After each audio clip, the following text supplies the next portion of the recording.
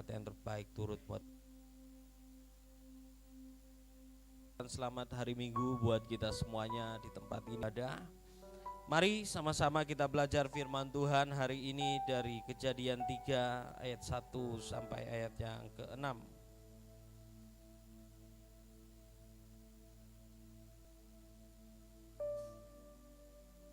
Kejadian 3 ayat 1 sampai 6.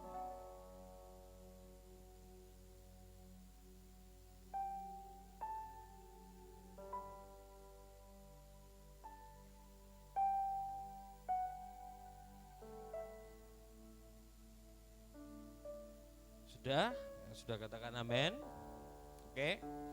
Kita akan baca sama-sama saudaraku ya. Saya baca ayat yang ganjil, Bapak Ibu semua baca ayat yang genap, nanti ayat yang ke-6 kita sama-sama. Ya. 1 2 3. Adapun ular ialah yang paling cerdik dari segala binatang di darat yang dijadikan oleh Tuhan Allah. Ular itu berkata kepada perempuan itu, tentulah Allah berfirman, semua pohon dalam taman ini jangan kamu makan buahnya, bukan? Ayat yang kedua.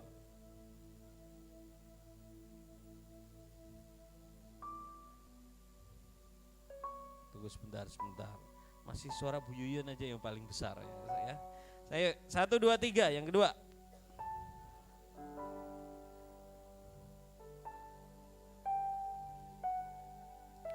Tetapi tentang buah pohon yang ada di tengah-tengah taman Allah berfirman, jangan kamu makan ataupun raba buah itu, nanti kamu mati.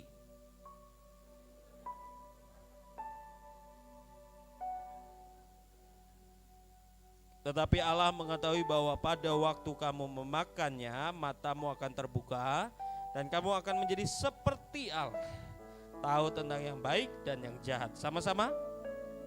Perempuan itu melihat bahwa pohon itu baik untuk dimakan dan sedap kelihatannya. Lagi pula pohon itu menarik hati karena memberi pengertian. Lalu ia mengambil dari buahnya dan dimakannya, dan diberikannya juga kepada suaminya yang bersama-sama dengan dia, dan suaminya pun memakannya. Bapak Ibu Saudara yang terkasih, kita ini jatuh dalam dosa. Dia menginginkan kita ini tidak bersama-sama dengan Tuhan. Ya. Ketika dia memberontak kepada neraka diciptakan untuk malaikat-malaikat jatuh, saudaraku ya. Tapi dalam perjalanannya dia melihat manusia itu sangat dicintai oleh Tuhan. Manusia diciptakan spesial oleh Tuhan. Kalau malaikat tidak diciptakan segambar dan serupa dengan Tuhan, tetapi manusia diciptakan segambar dan serupa Tuhan, saudaraku. Bahkan kalau kita baca firman Tuhan, manusia diberikan otoritas oleh Tuhan untuk berkuasa untuk segala ciptaannya, saudaraku ya. Dan setan sangat tidak suka dengan itu, saudaraku ya. Tahukah saudara, sekali lagi, kalau kita belajar firman Tuhan, saudaraku ya, Lucifer dengan semua malaikatnya yang dia bawa, saudaraku ya, itu adalah malaikat penyembahan. Jadi di sorga, saudaraku ya, mereka lah yang memimpin penyembahan. Tetapi ketika mereka memberontak dan dilempar ke bumi, saudaraku ya, apa yang terjadi? Apakah Tuhan mengganti posisi malaikat ini dengan malaikat lain? Tidak, saudaraku ya. Saudara harus mengerti, saudaraku ya, Tuhan tidak pernah menciptakan lagi penggantinya, tapi dia menciptakan siapa? Manusia. Untuk apa, saudara? Menggantikan posisi itu.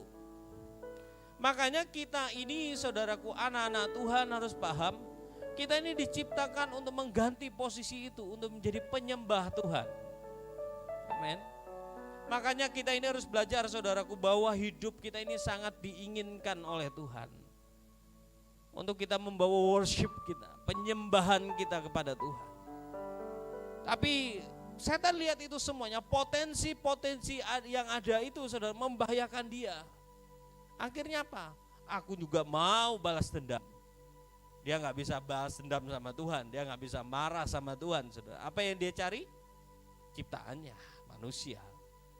Makanya sampai hari ini ada permusuhan, kata firman Tuhan, antara keturunanmu perempuan dengan keturunannya, betul? Dengan kuasa gelap dan lain sebagainya. Makanya sampai hari ini percayalah, setan itu gak pernah diam.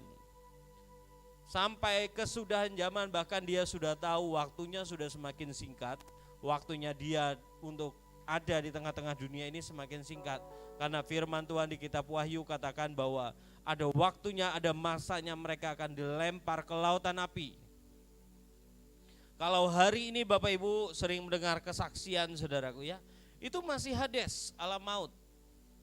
Bahwa setan menyiksa orang saudaraku ya, ada yang dibawa ke neraka katanya saudaraku, itu masih alam maut saudaraku ya. Itu masih belum lautan api. Dalam bahasa aslinya masih belum Gehana saudaraku ya. Itu masih alam maut yang masuk ke dalam perut bumi, dan di sanalah alam maut. Dan semua kalau misalnya orang masih mati hari ini saudaraku akan dibawa masuk ke sana. Ya, dan yang masih berkuasa di sana siapa? Iblis dan anak buahnya saudaraku ya. Tapi kunci alam maut dipegang oleh siapa? Tuhan. Jadi enggak bisa sembarangan saudaraku ya. Kalau dulu sebelum Tuhan Yesus mati dari salib, semua orang masuk ke sana kecuali yang diangkat oleh Tuhan. Ada Henok, ada Elia saudaraku ya. Makanya saudaraku, saudara harus mengerti ini agar kita paham saudaraku ya. Dan dia udah tahu saudara waktunya nanti firman Tuhan katakan bahwa nabi palsu, antikris ya, Mesias palsu, bahkan semua malaikat jatuh akan dilempar ke yang namanya lautan api. Ya, di sanalah nanti tempatnya. Bukan saja dia yang menyiksa, tapi dia yang tersiksa di sana. Nah, dan dia tahu itu hukumannya. Makanya dia berusaha untuk menjatuhkan semua anak-anak Tuhan, menjatuhkan manusia agar tidak pernah dekat ke Tuhan. Makanya saudaraku ya, hembusan-hembusan dari setan itu yang membuat banyak anak-anak Tuhan akhirnya tidak datang ke Tuhan dan menjauh dari Tuhan. Ya. Dalam firman Tuhan ini Bapak Ibu Saudara bisa lihat bagaimana dia mendatangi yang namanya manusia. Kita baca sama-sama, coba perhatikan ayat 1, bisa keluarkan buat saya. Ayat 1 berkata, adapun ular ialah yang paling cerdik dari segala binatang di darat yang dijadikan oleh Tuhan Allah. Artinya apa ini binatang cerdik? Betul? Dia pintar, dia punya pengetahuan. Zaman dulu kita nggak pernah tahu saudara, mungkin di sorga ya bisa komunikasi lah dengan binatang dan lain sebagainya. Makanya Hawa dan binatang itu bisa komunikasi dan mengerti. Ya. Nah, Saudara bisa lihat bagaimana dia begitu pintar, dia tahu yang namanya firman, dia tahu artinya hukum, dia tahu tentang pohon yang baik dan yang jahat. Dia tahu saudara. Jadi jangan saudara kira setan tuh gak tahu firman. Jangan kira setan itu gak tahu kebenaran. Saudara, kita ini bisa tahu kebenaran, tahu firman, tapi belum tentu kita menghidupi firman itu. Ya. Jadi kalau saudara mau tanya hari ini setan, apakah engkau tahu Yesus itu Tuhan? Dia tahu Yesus itu Tuhan. Ya. Tapi dia buat manusia enggak percaya Yesus itu sebagai Tuhan. Ya. Dia tahu kebenaran, makanya dia berusaha agar saudara tidak melakukan kebenaran itu.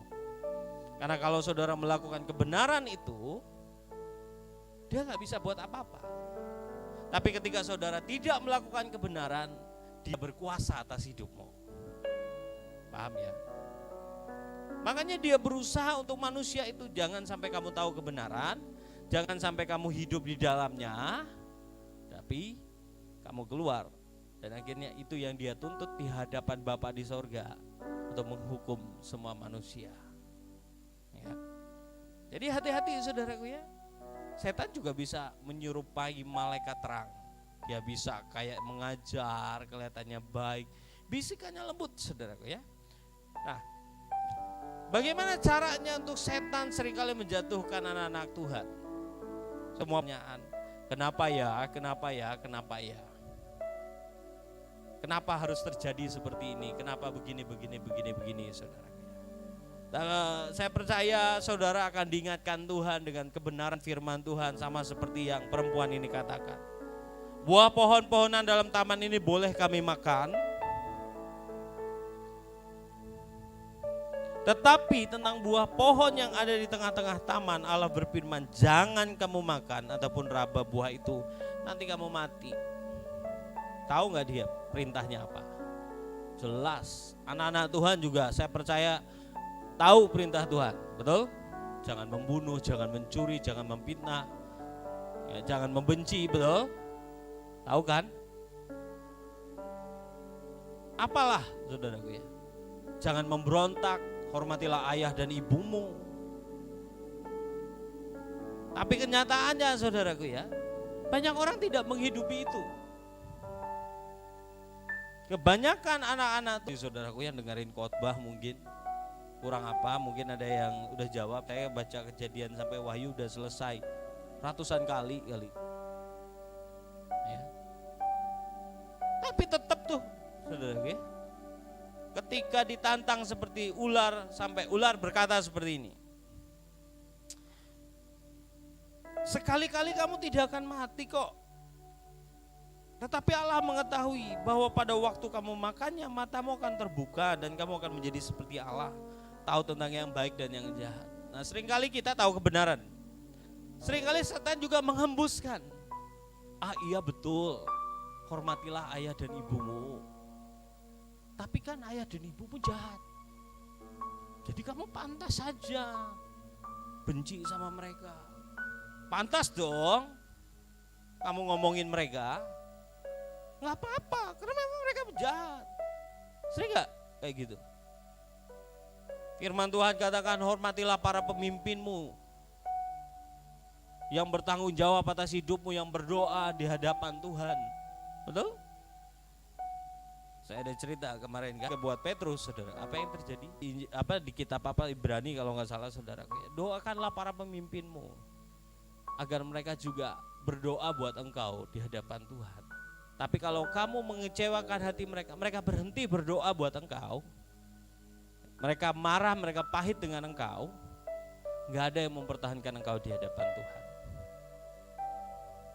Firman Tuhan katakan, aku berdoa buat kamu agar engkau tidak ditampi oleh setan. Amin. Jadi kalau kita ini saudaraku nggak mendoakan pemimpin kita, malah kita ngomongin dia dengar. Puji Tuhan kalau respon hatinya benar, sudahlah, dia tetap doakan sama seperti Yesus. Puji Tuhan. Tapi seringkali pemimpin juga manusia. Dia masih makan nasi, saudaraku ya. Belum makan mana dari sorga, saudara. Belum punya sayap kayak malaikat. Ya kalau dia punya respon hati yang benar, puji Tuhan, dia tetap mendoakan engkau. Tapi kalau dia punya reaksi yang salah, nggak ada lagi orang yang mempertahankan itu di hadapan Tuhan. Dan setan nuntut hidupmu, nuntut hidup pemimpinmu, dan selesai. Makanya banyak pelayanan akhirnya bubar. Bahkan gereja hancur lebur karena pekerjaan setan. Jadi hati-hati saudaraku ya. Kita ini harus paham untuk itu saudaraku. Makanya kita betul-betul harus mengerti hari ini firman itu hidup enggak sih sama kita ya. Setan itu kan selalu memberikan, nggak apa-apa kamu ngomongin pemimpinmu, nggak apa-apa kamu ngomongin papa mamahmu, nggak apa-apa kamu ngomongin gurumu karena memang gurumu itu salah, nggak apa-apa kamu ngomongin temanmu karena memang kelakuannya seperti itu, nggak apa-apa. Nggak apa-apa sih minum dikit-dikit 1 gelas, 2 gelas, 3 gelas, saudaraku, pulang-pulang sempoyongan. Nggak apa-apa, kata dia. Nggak apa-apa minum itu, asal jangan mabuk. Pas lagi keliling, kamu mabuk? Enggak, saya nggak mabuk kok. Kata ini merah semuanya, nggak mabuk. Ya kan? Nggak apa-apa lah sedikit-sedikit. Mulutnya itu kamu sedikit cakar lah. Karena memang mulutnya itu ya. Nggak apa-apa. Nah kan setan selalu kayak gitu kan. Sama seperti ya dia katakan kepada Hawa. Percayalah, nggak apa-apa lah kamu nggak ke gereja. Nggak apa-apa lah kamu nggak usah melayani. Nggak apa-apa. Yang penting kamu tetap cinta Tuhan. Betul nggak? Sering nggak dengerin kayak gitu? Nggak apa-apa, nggak usah perang-perangan lah. Tuhan sudah bayar semuanya. Bagian kamu tinggal tenang saja. Dan Tuhan berperang bagi kamu. Bukankah sering kali kita dengar hal yang seperti itu? Akhirnya apa? Iya ya. Kamu bertindak, kamu lakukan. Coba lihat. Perempuan itu melihat ayat yang ke-6. Jangan berhenti jembat aja. Ayat yang ke-6. Ya. Kok berubah-ubah? Perempuan itu melihat bahwa buah pohon itu baik. Apa yang dilihat? Dia melihat. Betul? Kita ini seringkali menghadapi perkara masalah dalam hidup kita dengan apa? Cara pandang kita, betul? Dan seringkali cara pandang kita itu enggak luas. Kita ini terbatas, betul enggak? Ngelihat. Betul enggak? Ini layar saudaraku ya, kalau digedein, kalau dari dekat saya bisa lihat ini kotak-kotak. Ya, ada kotak-kotak seperti ini, saudara.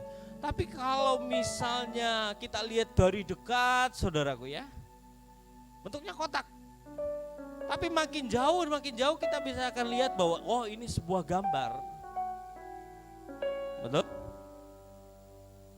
Sama seperti itu kita dalam hidup ini, saudara. Tuhan bisa melihat segala bentuk hal, pergumulan, permasalahan kita menyeluruh. Tapi seringkali kita ini gak bisa lihat. Karena kita melihat dari satu sudut. Tapi kalau Tuhan, dia melihat dari semua sudut. Paham ya? Bahkan waktu kita ini lagi menghadapi pergumulan permasalahan, saudaraku ya. Kadang-kadang saudaraku ya, di sini aman aja. Karena seperti kita ini disenggol ke sana kamu. Wah, kayak tuh siapa yang nyenggol? Ya. Akhirnya kita ya sudah kita jalan ke sana. Dan kita berpikir, loh kenapa saya lewat jalan ini? Padahal kan di jalannya harusnya ini. Bukankah seperti itu kita? Seringkali ngalamin B, nggak harusnya A. Ya. Tapi kalau kita akan memandang, harusnya begini Tuhan. Caramu melihat. Menurut penglihatanmu, harusnya aku ini lahir dari seorang anak yang kaya raya.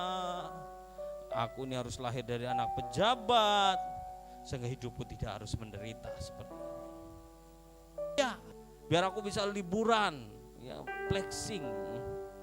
Ya, yang lagi tren. Biar Instagramku tuh penuh lagi, aku lagi makan di hotel, jalan-jalan dan lain sebagainya. Pandangan manusia, pandanganmu pasti seperti itu, saudara. Tapi tahukah engkau, pandangan Tuhan itu berbeda. Kalau saudara lihat, ketika perempuan yang melihat bahwa buah pohon itu baik untuk dimakan, padahal Tuhan bilang jangan dimakan, tapi dilihat, oh baik kok. Percayalah, nggak ada kan tuh apa setan. Kalau dia datang dengan sesuatu yang nggak menarik, saudaraku ya, datang gambar genderowo di depanmu, kamu cantik banget genderowo, kamu akan ngikutin dia. Enggak kan? Pasti kamu akan lari jauh. Tapi dia akan datang dengan teman yang ganteng, wanita yang cantik. Betul? Ngapain ibadah? Kamu kesini aja. Datang dengan tawaran. Aku kasih kamu uang. Asal kamu mau tinggalkan imanmu. Dia akan datang dengan sesuatu yang menarik engkau sehingga engkau melawan Tuhan. Sehingga kau meninggalkan Tuhan dan tidak kembali. Dan hari ini dunia menawarmu, lakukan ini dulu baru kamu bisa ini. Percayalah nanti saudaraku ya. Baca di Wahyu 13. Tanda itu akan diberikan buat semua orang. Lambang bilangan binatang atau tuan, artinya biar dia apapun itu. Kalau terima jual beli, nggak bisa aktivitas, nggak bisa gini, nggak bisa gitu, saudara. Nih ya. Kalau saudara memandang seperti cara pandangmu manusia, kamu akan berpikir apa? Waduh, kalau gitu saya nggak bisa naik kereta nanti, saya nggak bisa naik pesawat, saya nggak bisa datang ke mall belanja, nggak bisa ke Disneyland. Manusiamu, kamu kan melihat, nggak apa-apa. Setan bilang nggak apa-apa, ini cuma sistem. Toh Tuhan udah bayar engkau di atas kayu salib. Tawarkan saudaraku ya. Dan akhirnya apa? Kamu memutuskan untuk mengerjakannya dan mengambil itu. Ketika Hawa jatuh, dia ambil, dia mati, betul-betul mati. Dia melihat matanya terbuka, dia lihat ketelanjangannya. Ini bahasa sederhana saudara, ya, seperti kali lagi saya sering kali cerita sama saudara. Mungkin terkejut kan melihat telanjang, karena hari-hari karena tubuh kemuliaan mereka diambil. Nanti punya tubuh yang fana. Bukankah tujuan kita hari ini seperti yang saya, itu tujuan awal Tuhan sama hidup umur manusia saudara. Karena zaman dulu saudaraku ya, mereka masih menyisakan tubuh kemuliaan di hidup mereka. Karena mereka sudah terbiasa dengan alam apa ini saudaraku ya, firdaus. Itu membatasi kita sampai Tuhan cuma berkata, ya paling bertahan 80, paling bentok 120 tahun. Ketika dia jatuh dalam dosa yang satu, kalau dia nggak cepat bertobat datang ke Tuhan, dia akan mulai jatuh lagi ke dosa yang selanjutnya. Tidak balik lagi ke Tuhan, dia akan jatuh lagi ke dosa yang selanjutnya. Terus menerus, bahkan makin gede, makin besar. Makanya saudara harus paham, saudara harus menghentikan itu. Contoh perintah Tuhan satu, Roh Tuhan undur daripadanya. Ingat ya, baca di Alkitab. Ketika Roh Tuhan undur daripadanya, kalau kita semuanya anak-anak Tuhan, kalau kita sadar kita berdosa, nggak cepat bertobat, nggak cepat datang ke Tuhan, Roh Tuhan akan undur dari hidupmu. Ketika Roh Tuhan undur dari hidupmu, yang hinggap cuma Roh Tuhan yang membuat kita bertobat. Cuma Roh Tuhan yang memberikan kita damai sejahtera. Nggak ada ketenangan kalau nggak ada Roh Tuhan. Cuma Roh Tuhan yang membuat saudara bisa dekat sama Tuhan. Cuma Roh Tuhan yang membuat saudara bisa mengasihi orang lain. Nggak ada sukacita, nggak ada pengharapan, nggak ada iman, semuanya itu diambil. Saya kemarin baru ngajar teman-teman saudara-saudara kita, ya jemaat Epoge yang di Tamiang Layang. Saya ngajar tentang gambar diri. Manusia itu, saudaraku ya, saya percaya yang Som sudah belajar. Manusia itu punya tiga kebutuhan dasar. Ada yang tahu? Yang pertama, kebutuhan untuk dimiliki dan memiliki. Betul? Betul enggak? Saudara kan punya kebutuhan bahwa saudara itu memiliki sesuatu, betul? Memiliki cinta, betul? Saya kepengen memiliki ibu yang baik, memiliki keluarga yang bahagia, betul? Itu kebutuhan dasar kita. Terus merasa dimiliki, datang orang tuamu, anakku sayang, cantik, anakku ganteng, baik, betul? Bukankah itu kebutuhan semua kita? Ketika saudara nggak terima itu, apa yang terjadi? Saudara merasa tidak berharga, aku dibuang orang tua aku dan lain sebagainya. Betul? Makanya saudara, Tuhan datang. Ketika orang tua kita buang kita, saudara kita buang kita, Tuhan datang. Nah, kalau orang tuamu gak terima kau, aku ambil kau jadi anakku. Kamu milikku. Kamu kalau tahu, kamu kan terima kasih Tuhan, mau terima aku nih yang kotor, yang jelek. Apa yang kamu perlukan dibuat itu semuanya. Kita ini punya yang namanya kebutuhan rasa berdaya guna. Betul? Kita mau dimanapun kita ada, kita ini bermanfaat, betul? Bisa ngerjain ini. Kenapa ya aku nggak pernah suruh ini, suruh itu? Itu yang membuat banyak orang, saudaraku ya, ketika kebutuhan itu nggak ada, bahaya. Makanya ketika Tuhan panggil kita, ya, kalau saudara, apalagi saudara masuk dunia kerja, saudara nggak bisa kerja, dipakai nggak?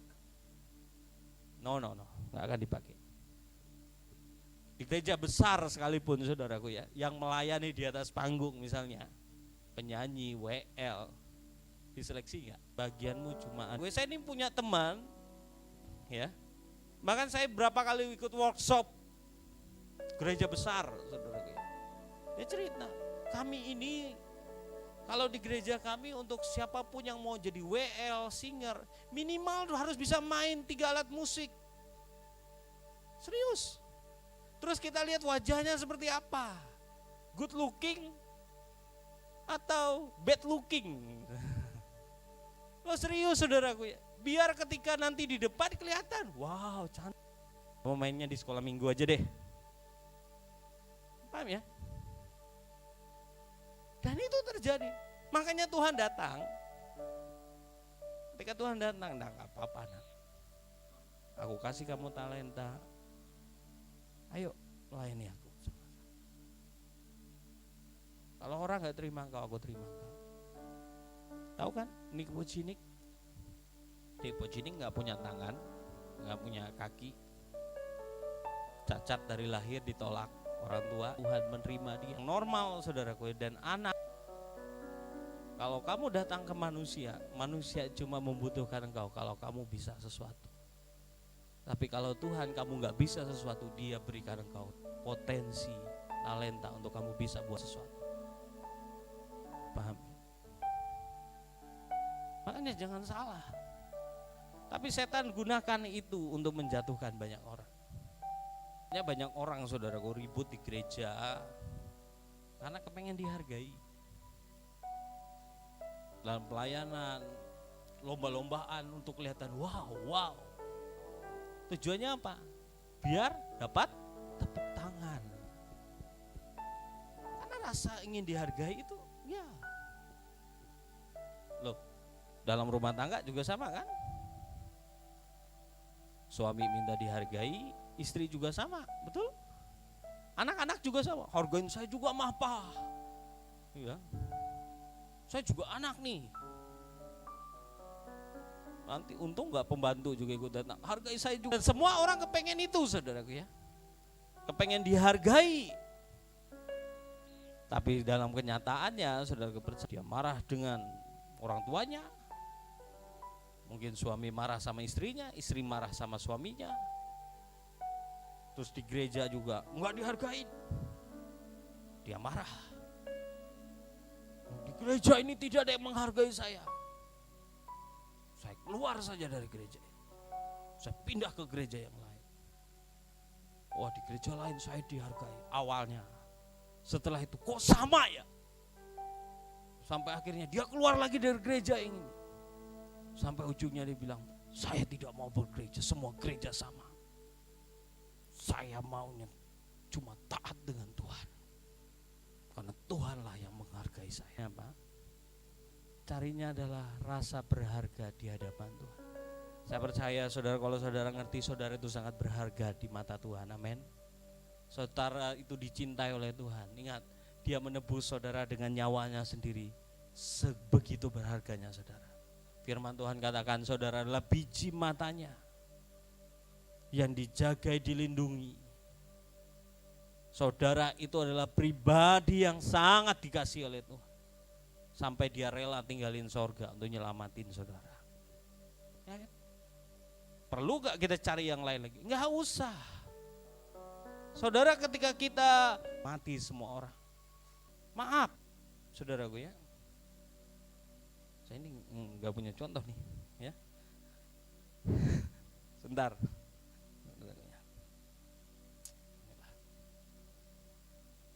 Biar enak. Ya, ini mungkin sekitar 10.000 lah. Tuh. Ini handphone saya, saudaraku ya. Harganya ya kemarin saya beli baru lah, saudaraku ya. Enggak mahal. 2, berapa ya? 2,4 kalau nggak salah. Nih. Mana yang lebih berharga menurut saudara? Ini atau ini? Mana? Handphone, betul? Saya lempar. Casingnya biar. Kenapa? Kalau orang nganggap, saya mau tanya, wajar nggak? Murah. Saudara pernah nggak lihat orang gila di jalan? Pernah lihat orang gila di jalan?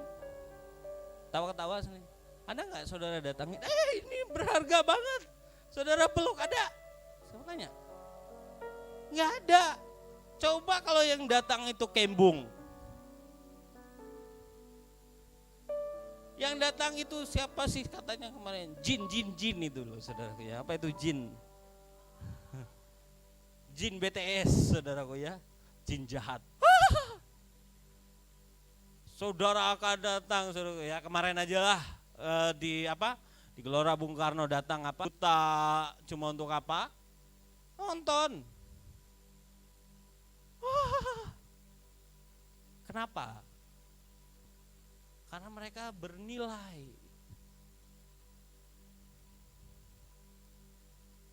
Jadi, saya mau bilang sama saudara, kalau saudara mau dihargai, dihormati, terima vape, sehingga saudara tidak dianggap remeh.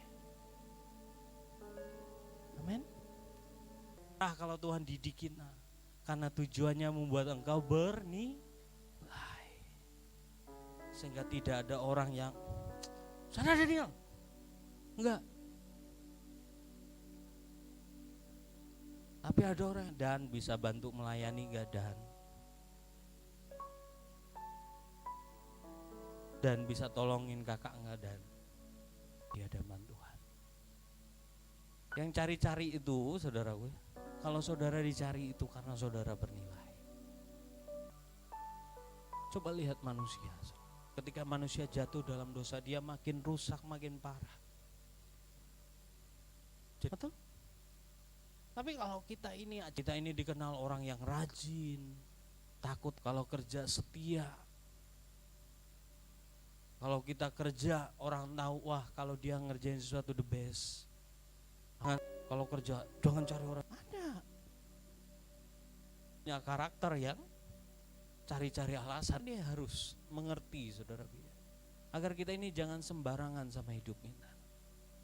Apalagi nih ya, para wanita sulit dicapai. Orang mau carinya harus daki gunung dulu, saudaraku ya. Dia harus bersusah payah bahkan di tebing. Ya, jadi kayak buka kangkung saudaraku ya. Kangkung itu ada di parit-parit, dipetik aja saudaraku ya. Kalau misalnya dibuang sedikit, oh nggak apa-apa. Karena mudah dicari, betul? Jangan buat dirimu mudah seperti itu, saudara. Bingung, saudaraku ya. Wah, bisa membuat apa? Dirinya rendah sendiri, betul? Hati-hati, saudara. Ya. Amin. Kita berharga di mata Tuhan. Amin. Untuk jadi berharga, saudara harus membuat nilaimu itu naik. Tidak ada satupun di tempat ini saudaraku, kalau hidupnya mau betul-betul dididik oleh Tuhan, diasah oleh Tuhan. Ingat, kita ini mutiara. Dia persiapkan kita sampai nanti kita ini jadi kebanggaannya. Ingat, Tuhan itu suka membanggai setiap anak-anaknya. Paham ya? Makanya waktu Ayub, saudara, Ayub ini gak buat salah. Ketika setan datang, Tuhan bilang, kamu gak lihat Ayub ya? Ayub itu lihat, dia saleh, dia menyembah. Betul? Tuhan yang banggain dia. Setan agak sedikit jealous, saudara. Setan cuma bilang, ya jelaslah Tuhan, engkau pagari dia dengan pagar berapi, engkau jagai dia, engkau lindungi dia, gimana caranya? Pantas saja dia saleh. Ya Tuhan sedikit mencobai Ayub. Ya dia emas, ya tetap dia emas. Dia berlian, ya tetap dia berlian. Enggak ada yang bisa menggantikan itu.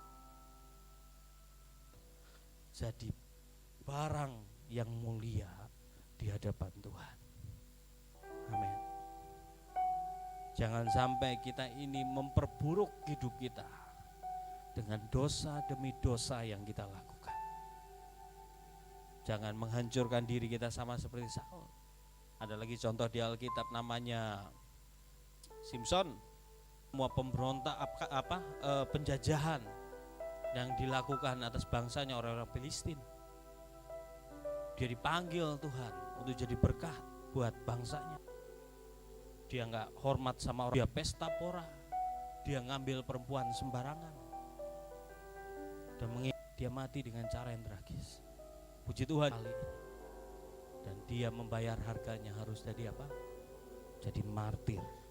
Gak gampang, saudara. Spirit hawa nafsu, keinginan. Jadi apapun saudaraku, dia gak mau lagi diajarin Tuhan, gak mau lagi ngikut. Mereka cuma memilih apa? Ya sesuai keinginanku lah. Nafsuku apa itu yang aku ladenin. Gak butuh Tuhan. Makanya kan muncul hari-hari ini macam-macam saudaraku spirit itu. Bahkan masuk ke dalam gereja. Ya di gereja. Itu semua ditanamkan saudaraku ya. Dan setiap orang yang mengikuti keinginannya akan berkata, oh ya itu yang pas, itu yang benar. Itu parah loh saudaraku ya. Hari-hari ini tuh spirit itu sedang menguasai banyak orang. Saudaraku ya. Dia cuma hidup mengingini semua keinginannya. Spirit Belial. Belum lagi ada yang namanya roh kesakitan yang saya sudah cerita berkali-kali sama saudara. Waktu MK kemarin saya cerita, spirit kesakitan itu sederhana. Tiba-tiba dengar cerita yang apa, saudaraku ya, cerita yang enggak mengenakan dia marah, dia kecewa, akhirnya dia sakit. Ya. Ada seorang perempuan lain selalu datang sama temannya, cuma gara-gara pakai parfum. Mamahnya marah sama dia, kamu yang ngapain pakai parfum? Mamahnya bilang, kamu ini sama seperti papa. Tahu nggak papa itu? Yang aku kemarin semua yang diri luar itu saudara. Percayalah seperti ini, dia tahu kelemahanmu lebih daripada kamu sendiri. Kalau ini anak dia nggak suka disuruh-suruh, makanya yang akan datang adalah kebebasan. Kalau ini anak kelemahannya itu adalah pria ganteng, maka siap-siaplah pria ganteng yang dikasih. Kalau anak ini sukanya dengan wanita cantik, dengan pornografi, dan siap-siaplah itu yang akan mendatangi. Karena setan paling tahu itu. Makanya saudara, kalau saudara nggak datang ke Tuhan hari-hari ini, berdoa sungguh-sungguh, kita nggak datang ke Tuhan, minta Tuhan jagai, lindungi semuanya, maka dia akan masuk dan merusak semua. Dalam pekerjaan kita juga sama, saudara. Kalau kita tidak izinkan Tuhan untuk bekerja dalam hidup kita, maka dia rusak semuanya. Jadi hati-hati saudaraku ya. Karena hari ini dia melakukan lebih banyak dari sebelumnya. Dia menghentikan banyak anak-anak Tuhan untuk apa? Jadi berharga mulia di hadapan Bapa di sorga. Dia menghentikan penyembahan. Dia menghentikan dari orang yang meletakkan di atas mezbah, dan mezbah itu mulai menghilang. Hati-hati. Hati-hati kalau hidupmu itu sudah tidak ada lagi penyembahan yang keluar dari hatimu. Hati-hati kalau di rumahmu sudah tidak ada penyembahan lagi di hadapan Tuhan. Hati-hati engkau di dalam engkau bekerja kalau sudah tidak ada penyembahan lagi ke hadapan Tuhan. Gak ada lagi pujian buat Tuhan, tidak ada lagi pengagungan buat Tuhan. Artinya apa? Dalam hidup kita, mesbah kita sudah mulai runtuh.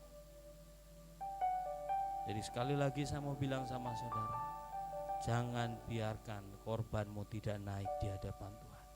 Ingat, yang setan kerjakan adalah menghentikan apa? Korban sehari-hari.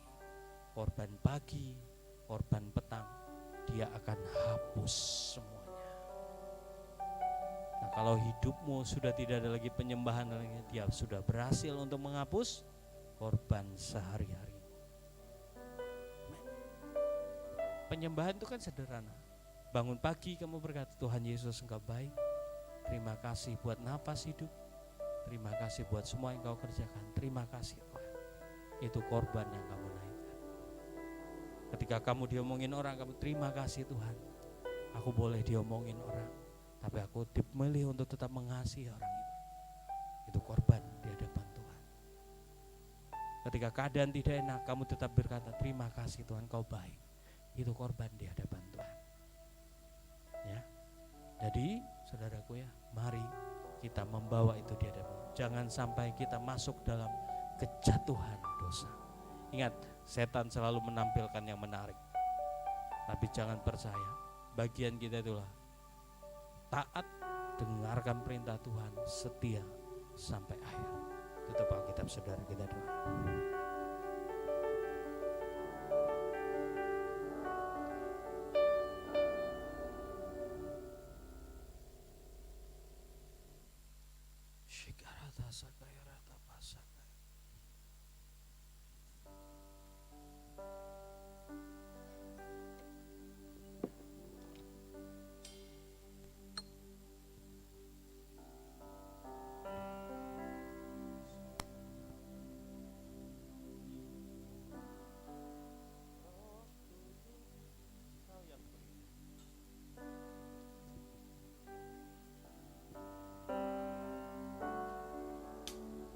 Roh Kudus, Kau yang ku